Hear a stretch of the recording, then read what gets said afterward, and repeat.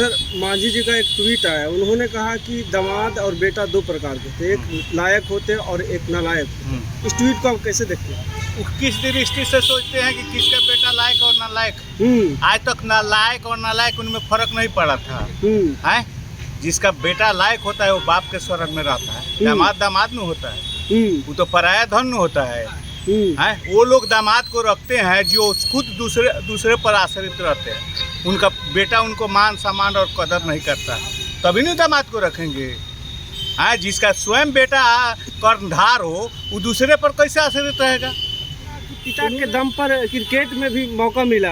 अच्छा, एक बात कहीं तेजस्वी जी पर कटाक्ष करने का काम। एक बात बताइए, मांझी जी और तेजस्वी जी, लालू जी में कोई तुलना है? कि कब लोग किधर ढुलमुल करेगा नीति कौन था है, कब मंत्री पद मिल जाएगा चला जाएगा, वो कौन चीज़ का ऑफर मिल जाएगा, कब जाएंगे कब आएंगे, क्या बोलेंगे, कौन कितना ही रहता है? बताइए तो, है कभी कितना स्टैंड पर कभी रहे हैं?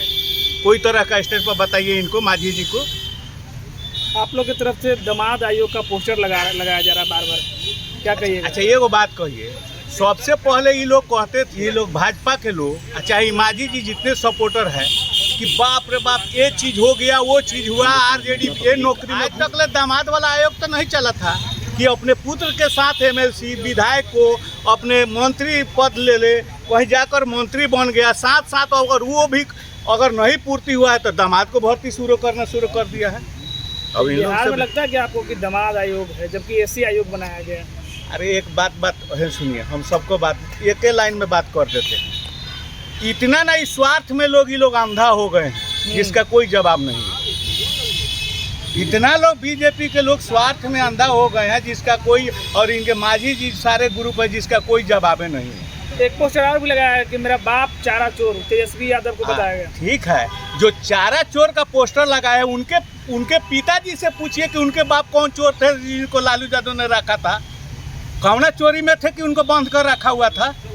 बीजेपी ने आरोप लगाया है कि लालू जी बाबा साहब, बीजेपी का आरोप लगाया था, इनके बॉस आडवाणी को लालू जी रखे थे जेल में, मालूम है? जो इनके बॉस थे आडवाणी जी को यही लालू जी जेल में रखे थे, सांप्रदायिक सौहार्द बिगाड़ने का काम कर रहे हैं। बीजेपी के लोग साफ निचला स्तर पर आ गया है, गाली गलौज, कोई मुद्दा नहीं चाहता है कि बिहार में नौकरी का मुद्दा हो, बेरोजगारी का मुद्दा खत्म हो गए, महंगाई का मुद्दा। उसके अलावा सबसे पहले ये लोग सुन लीजिए, ये लोग के आने से जो जितना गाली देगा लालू जी को उतना ही अपने का आपको बड़ा लीडर समझता है, कि चर्चा में आने के लिए ये लोग गाली गलौज बात विचार करता है, दूसरा कुछ इन लोग के पास कोई विजन नहीं है। बाबा साहब भीमराव अम्बेडकर को अपमान किए हैं, वो कह रहा है अपमान किया, बगल में बैठा है, बगल में बैठा है, साफा सामान दिया है कि आप हमसे ऊंचे हैं, तब न बैठा है। ये लोग कहे ना बाबा साहब के गर्दन में कोई ताबीज लेकर घूम रहा है मोदी जी, की बाबा साहब का ताबीज लगाया है, बताए तो ताबीज लगाकर हर एक भाजपा वाले घूमे तो नहीं घूमेगा, आरएसएस का एजेंडा है। अभी क्या बोले हैं, अभी अशोक जी का ये बोले का इनके मंत्री जदयू के कि मेरा आरएसएस के कोटे से हमारे बने हैं, तो आरएसएस का भी कोटा हो रहा है भाजपा में, बात समझिए। तो आप एक और बात बतवाते हैं, आरएसएस की कोटा हो रहा है कि ये लोग अब बौखला गया है, तरह तरह का बात बता रहा है, अंत में ये लोग गाली गलौज तेल बेल आरक्षण की बात खत्म कर देगा, विषय से विषांतरण ले जाएगा लोगों को ताकि डाइवर्ट हो जाए यह मुद्दा। इससे जानता हूँ कि ठगने वाली नहीं है। दिल्ली का चुनाव नहीं है, सुनिए, दिल्ली का चुनाव नहीं है, बिहार का चुनाव है। मोदी के हाला पर चुनाव नहीं होने वाला है, इसमें रोजगार, महंगाई, आरक्षण, सब चीज़ के जुआ को सब चीज़ पर चुनाव होने वाला है। सर 2025 का चुनाव काफी नजदीक आ गया है, जनता से क्या अपने आप तुरस्त है इस सरकार से। अब बताइए ना, मुख्यमंत्री को कभी गुलदस्ता मूड़ी पर रख दे रहे हैं, कभी ताली बजा रहे हैं, कभी औरत जी, खुद भाजपा आप जान जाइए, जिस व्यक्ति को अपना विवेक नहीं है उसको आगे रख कर ये अपना काम कर रही है और सारा ढकेल कर रही है कि आप रहिए। तो जिसका दिमाग सही नहीं है उसको मुख्यमंत्री बनाकर चुनाव लड़ना चाहती है, तो शिंदे का हाल करेगी, कहेगी कि नहीं अब तुम जीत गए, हटिए जल्दी, आपका दिमाग ठीक नहीं है, यही इनका सोच है। आप जो ये सवाल पूछ रहे थे, जो दामाद का मामला है, तो जो दामाद आयोग का बात आता है, राजनीति का एक कैरियर होता है, दल कोई भी हो, जो राजनीति के तौर पर कोई काम करता है, संघर्ष करता है, जिसकी सामाजिक कुछ समय होता है सामाजिक कार्यों का, उसको किसी न किसी सत्ता में पद पर बैठाना चाहिए, अवसर देना चाहिए, कार्यकर्ता नेता को देना चाहिए। लेकिन जो लोग एनडीए घटक दल के जो लोग हैं, जो वंशवाद की चर्चा करते थे, जो लालू प्रसाद यादव प्रत्यक्ष रूप से वंशवाद को बढ़ावा देने के लिए आरोप लगाते थे, वो लोग बतावें कि क्या है। चौधरी जी जो डिफेंस ले रहे हैं, तो एक व्यक्ति चौधरी जी है जदयू में, दूसरा है उनके परिवार के बेटी लोजपा में, तीसरा वो जो है आरएसएस कोटा से आ गया ना। जो ये चीज़ है ना भारत में, यही ना बात है। तो ये तो चौधरी जी जो अशोक चौधरी जी हैं, उनके कहने से साबित हो गया कि एनडीए जो है वो आरएसएस के प्रॉक्सी से, बैकग्राउंड में आरएसएस है, आरएसएस का एजेंडा इस देश में लागू करना चाहता है, बिहार में लागू करना चाहता है। तो आज जो सवाल है, बिहार में जो आगामी 25 का चुनाव होने वाला है, तो जनता के सामने मुद्दा है, क्या फासिस्टवाद आरएसएस का एजेंडा यहाँ चलेगा, या समाजवाद, गरीब गुरबा, दलित, पिछड़ा, बेरोजगारों का रोजगार ना, कृषि का उत्थान नहीं, सुरक्षा, जो भ्रष्टाचार है उस पर लगाम, जो अफसर का तानाशाही उस पर लगाम, ये चलेगा। इन मुद्दों पर चुनाव 2025 होगा।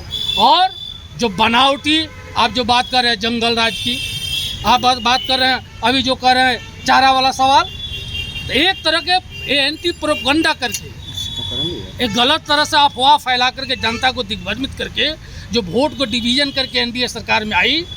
तो मैं एक बात आपके माध्यम से भी जनता को कहना चाहता हूँ कि जो बिहार की जनता है, कि मान लीजिए 1 मिनट में मैं मानता हूँ कि कहीं ना कहीं कोई कमी सत्ता में रह गई थी लालू प्रसाद यादव जी से, तो सत्ता से बेदखल हो गए।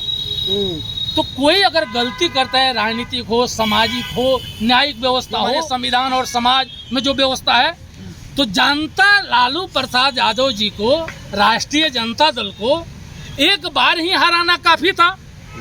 आकि आजीवन ही धरती जब तक रहेगी तब तक हराते रहेगा। अगर कहीं ना कहीं सत्ता में कोई भूल हुई लालू यादव से, तो उसका सजा तो जनता उनको दे चुकी है। और 20 वर्षों से जो लोग हैं, इसका मिसाल देते हैं बनावटी जंगल में। आज जो हत्या का स्थिति है, जो बलात्कार की स्थिति है, जो प्रशासनिक वीआईपी इलाके में, गवर्नर के बगल में, नेता विरोधी दल के आवास के सामने, मुख्यमंत्री के बगल में दिन दहाड़े गोली चल रहे हैं, हत्या हो रहे हैं, अपराध हो रहे हैं, प्रशासनिक जो एसपी, कलेक्टर, थाने के सामने अपराध हो रहे हैं। ये क्या है?